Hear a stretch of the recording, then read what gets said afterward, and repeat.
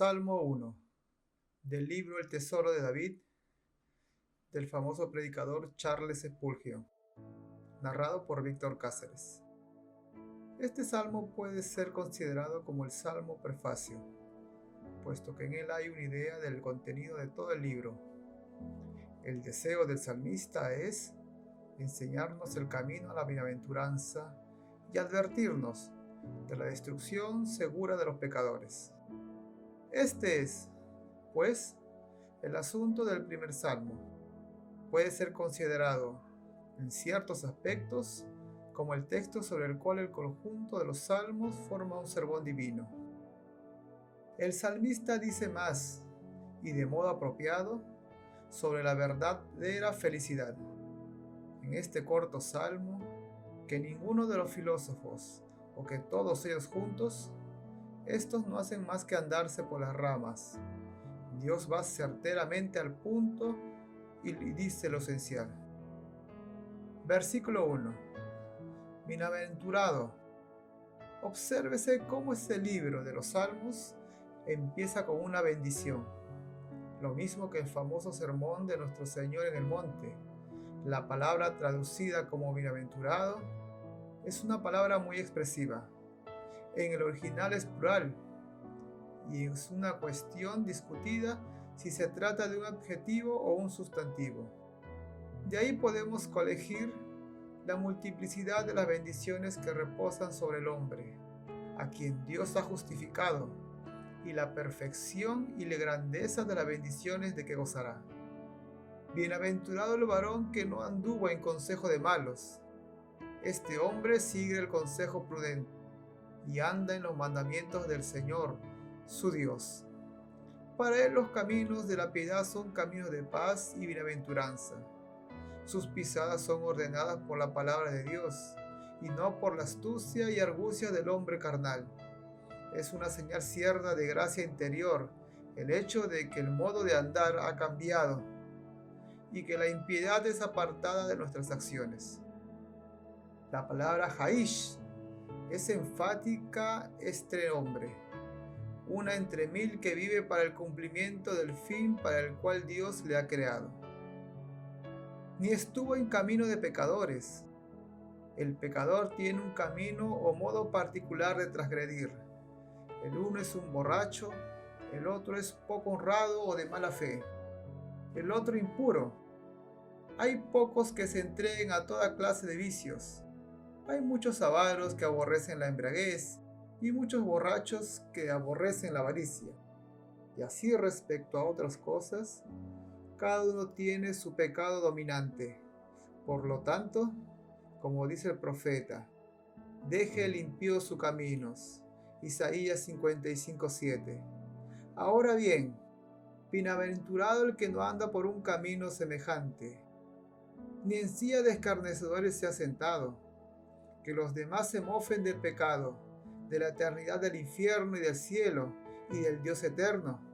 Este hombre conoce una filosofía mejor que la de los infieles, y tiene un sentido demasiado claro de la presencia de Dios para permitir que su nombre sea blasfemado. Cuando los hombres viven en el pecado, van de mal en peor. Al comienzo andan meramente en el consejo de los descuidos e impíos, que no se preocupan de Dios.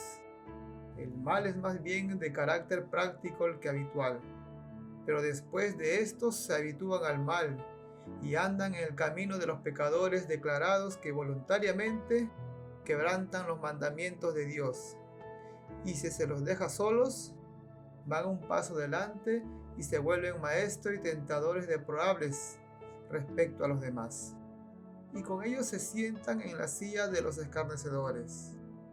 Se han graduado en él y vicio como verdaderos doctores de condenación. Se le ha concedido el título y los demás le consideran como maestros de Belial. Pero el hombre bienaventurado, el hombre que posee todas las bendiciones de Dios, no puede tener contacto con personajes de esta clase. Se mantiene puro y libre de estos leprosos. Aparta las maldades de él como vestidos manchados por la carne. sale de entre los perversos y se va fuera del campamento, llevando el reproche de Cristo. ¡Oh! Si pudiéramos tener gracia para mantenernos separados así de los pecadores. Versículo 2. Sino que es la ley de Jehová. La ley de Jehová es el pan diario del creyente verdadero. Y con todo, en el día de David, que reduce era la cantidad de inspiración, porque apenas había nada más que los 5 primeros libros de Moisés, ¿cuánto más pues deberíamos alabar toda la palabra escrita que tenemos el privilegio de poseer en nuestras casas? Pero ay, qué trato tan pobre damos a este ángel del cielo. No somos como los escudriñadores de Berea en cuanto a las escrituras. Cuán pocos hay entre nosotros que pueden reclamar la bendición de este texto. La voluntad a la que alude aquí es el deleite del corazón y el placer cierto en la ley, que no mira a la que la ley promete, ni a lo que amenaza, sino solo a esto, que la ley es santa, justa y buena. De ahí que no solo es amor a la ley, sino que es un deleitarse amoroso en la ley que ni la prosperidad, ni la adversidad, ni el mundo, ni el príncipe del mundo pueden quitar o destruir, porque se abre camino victoriosamente en medio de la pobreza, la mala fama, la cruz, la muerte y el infierno, y en medio de las adversidades es cuando más brilla. Y en su ley medita de día y de noche. En este versículo tan sencillo hay tanto un mundo de santidad y espiritualidad. Si en oración y dependencia de Dios nos sentamos a lo que estudiamos, podremos contemplar mucho de lo que se nos presenta a la vista. Es posible que cuando leamos o miramos poco o nada. El siervo de Elías fue a mirar una vez y no vio nada, por lo que se le dio la orden de mirar 7 veces. ¿Qué ves ahora?, le preguntó el profeta. Veo una nube que asciende, como la palma de la mano, y antes de poco, toda la superficie de los cielos se hallaba cubierto de nubes. Igualmente es posible